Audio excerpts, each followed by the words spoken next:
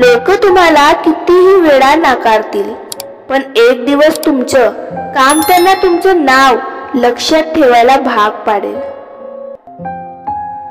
खरी जिंक ही स्वतःच्या मनावर विजय मिळवणं आहे, कारण मन जिंकलं की जग जिंकणं अगदी सोपं होतं. जे लोक आपल्याला सोडून जातात त्यांच्यावर राग नका धरू, कारण ते नसते तर तुम्ही आज जे आहात ते कधी झालाच नसता. संघर्ष हे जीवनाचं खऱ्या अर्थाने ग्रहण आहे, कारण संघर्षाशिवाय कोणत्याही यशाला किंमत राहत नाही. मनुष्याची खरी ओळख संकटातच दिसते, कारण तेव्हाच कळतं तो तुटतो की अजून मजबूत होतो. आपल्या चुका म्हणजे अपमान नाहीत, ते आपलं भविष्य सुंदर घडवण्यासाठी देवाने दिलेले धडे आहेत. कुणाचे मन दुखावून जिंकण्यापेक्षा एखाद्याला हसवून हरलं तरी आयुष्य जास्त मौल्यवान वाटतं. आपल्या स्वप्नांवर हसणाऱ्या लोकांची चिंता करू नका, कारण उद्या हाच लोक तुमच्या यशावर टाळ्या वाजवतील.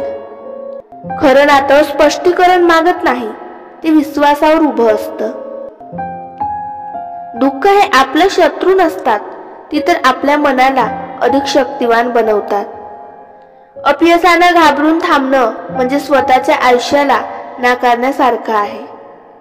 आपण ज्यांना मदत करतो ते विसरतात कदाचित, पण आपल्याला मिळालेला समाधान मात्र कायम आपल्या सोबत राहतो. आयुष्यात नेहमी साधं राहा, कारण खोट्या दिखाव्याने लोक जिंकता येतात पण मन नाही. वेळ थांबत नाही, म्हणून आयुष्यही थांबवू नका. प्रत्येक दिवस हा नवा संधी घेऊन येतो.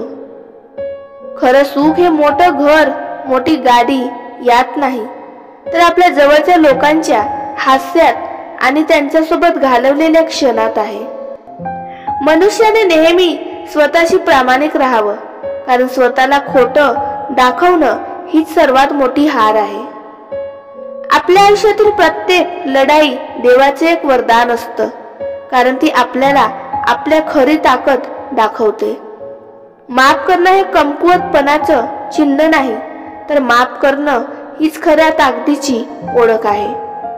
प्रत्येक जखम ही आपली कमजोरी नसते, तर ती आपल्या संघर्षाची साक्ष असते. आयुष्य फक्त जगायचं नसतं, ते अनुभवायचं असतं. दुःख, आनंद, हरवणं, सापडणं, प्रेम, विरह या सगळ्यातूनच आयुष्याचं खरं सौंदर्य उलगडतं.